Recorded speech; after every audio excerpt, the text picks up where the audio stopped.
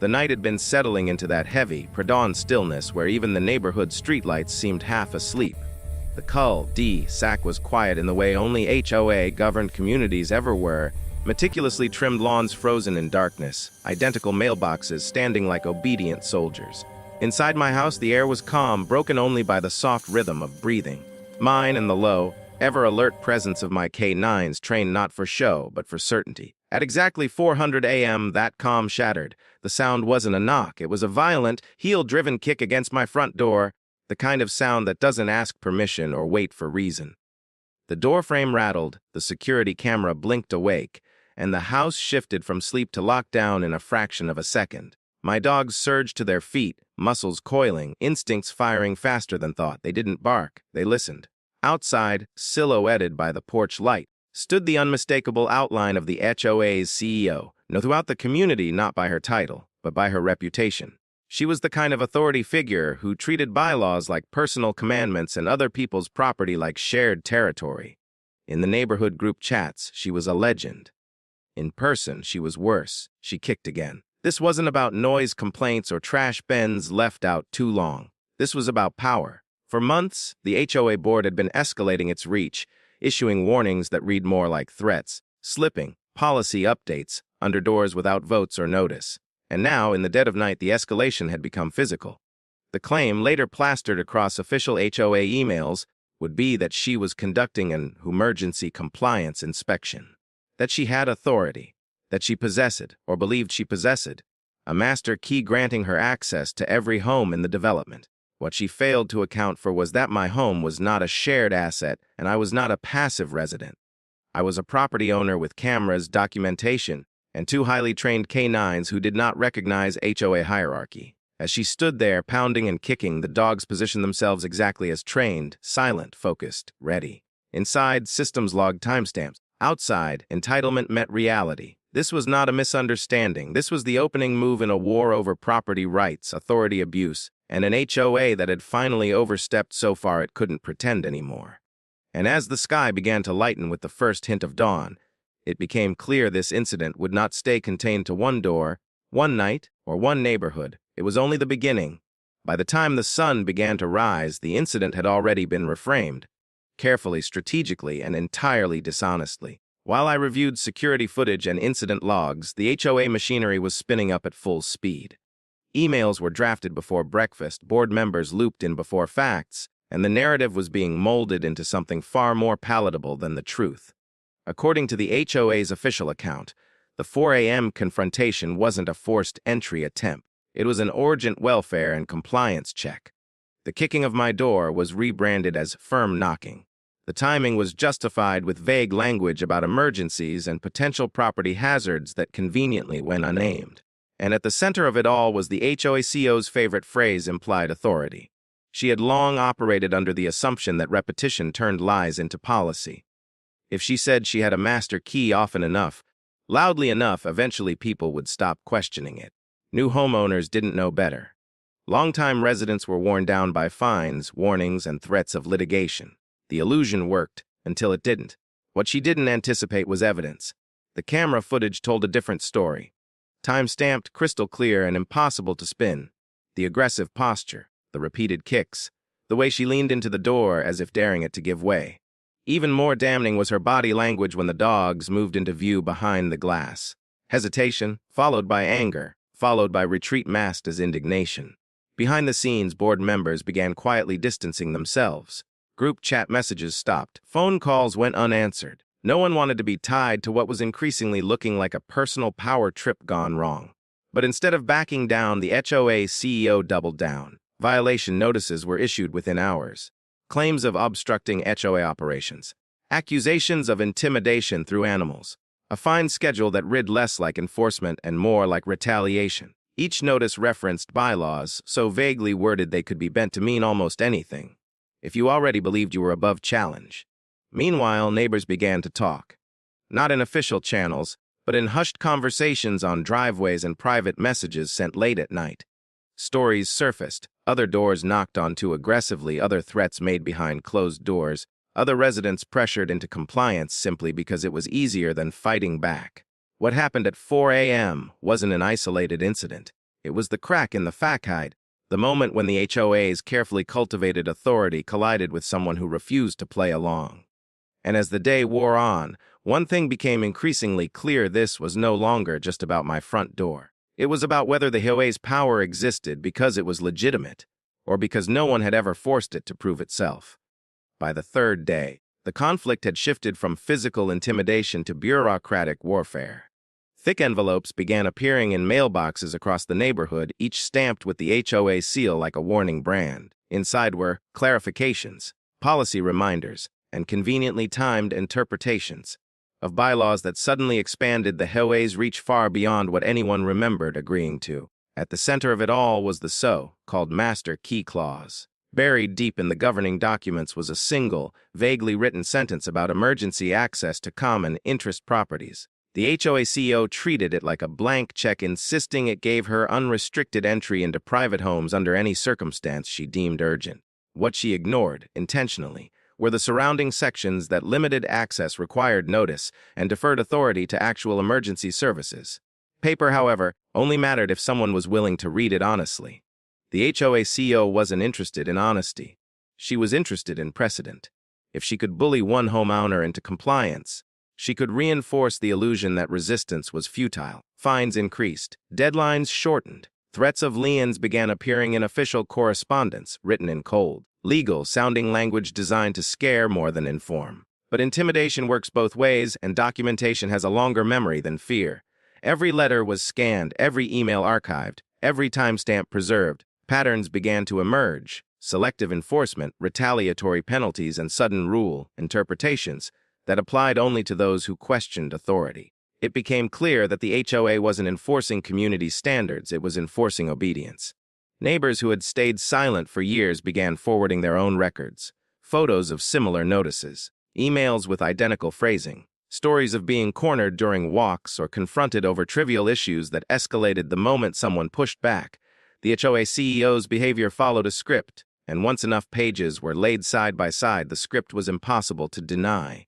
Meanwhile, the dogs became a talking point. The HOA framed them as weapons, ignoring their certifications, training records, and spotless compliance history. They claimed fear, they claimed danger. They claimed anything that shifted attention away from the real issue: unauthorized entry attempts and abuse of power. What the HOA didn't realize was that every exaggerated claim only strengthened the case against them. Each misrepresentation widened the gap between their public posture and private actions.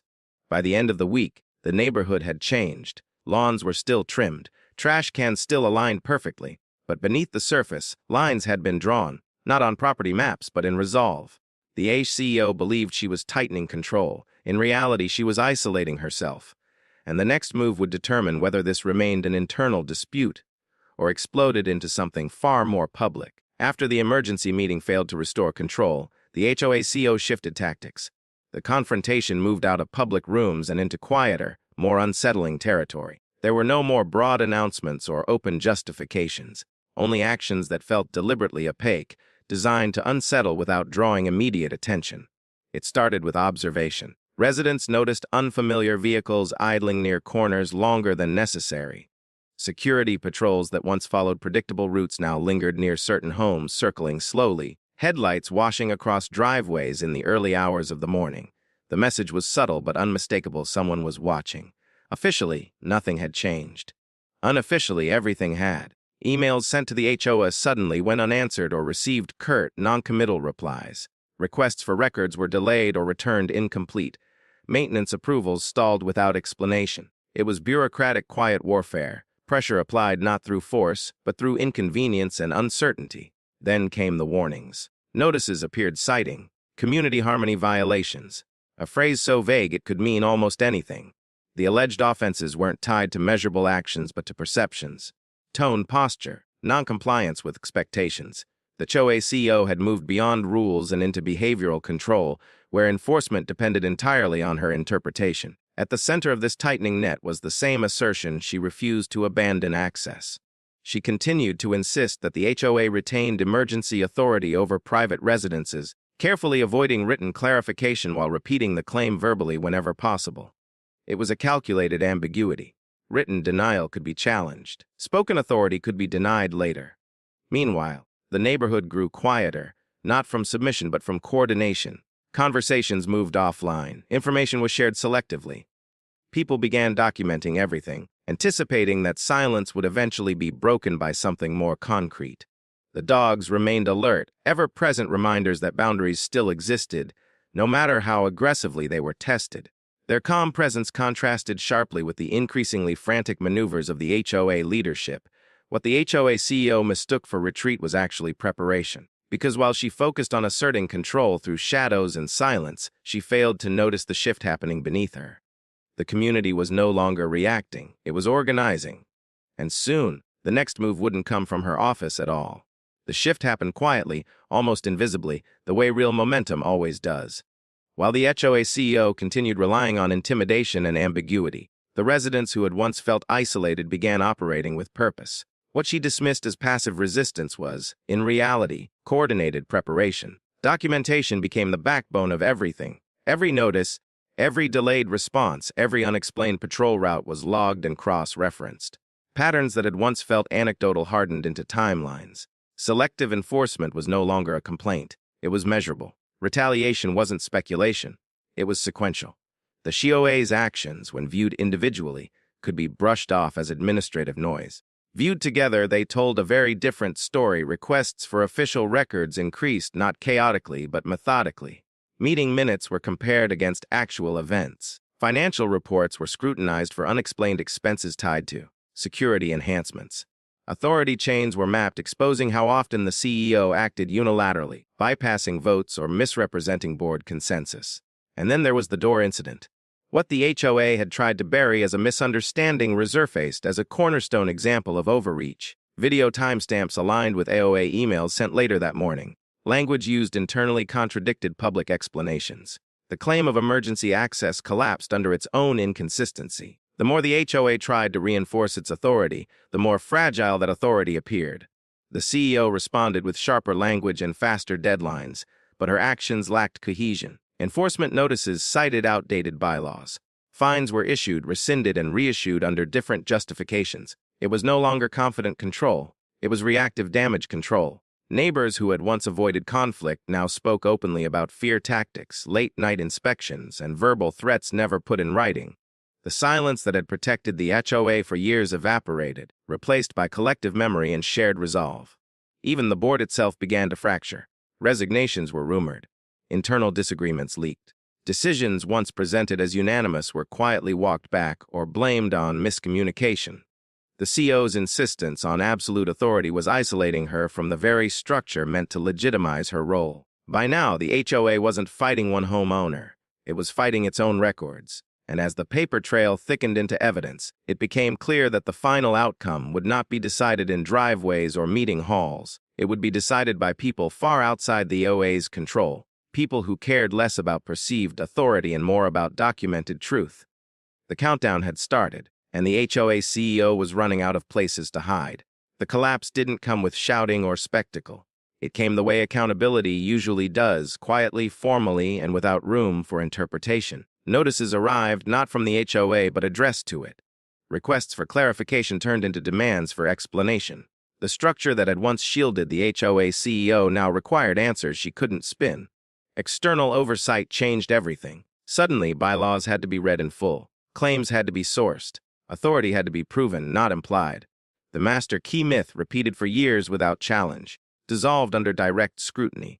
There was no documented authorization, no emergency mandate, no legal framework that allowed forced entry into private homes at the discretion of an HOA officer. What had been framed as leadership was exposed as overreach.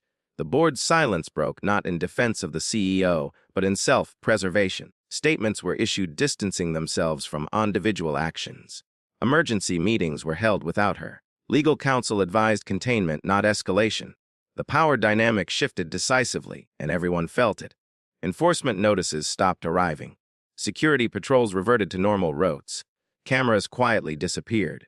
The constant pressure that had defined daily life in the neighborhood lifted, replaced by an unfamiliar sense of calm. Not victory exactly, but relief. The dogs returned to routine, alert but unprovoked. The door remained intact, unchallenged, a physical boundary that had finally been respected. The threshold, once treated as a suggestion, was once again understood as a line that could not be crossed. In the end, there was no dramatic apology, no public admission of wrongdoing. The HOA CEO didn't knock again, didn't explain herself, didn't attempt to reclaim lost ground. Her influence faded through procedural corrections, revised policies, and leadership restructuring that spoke volumes without saying her name. The community changed in quieter ways. Residents became engaged, meetings filled. Questions were asked early and answered publicly. Authority was no longer assumed, it was examined. The HOA still existed, but it functioned differently, stripped of unchecked power and rebuilt around transparency it could no longer avoid. The lesson lingered long after the paperwork was filed. An OA's authority does not come from intimidation, repetition, or titles printed on letterhead. It comes from consent, clarity, and respect for the boundaries it claims to protect. And for anyone who had forgotten that, the memory of a 4 a.m. kick against a locked door and the silence that followed was reminder enough.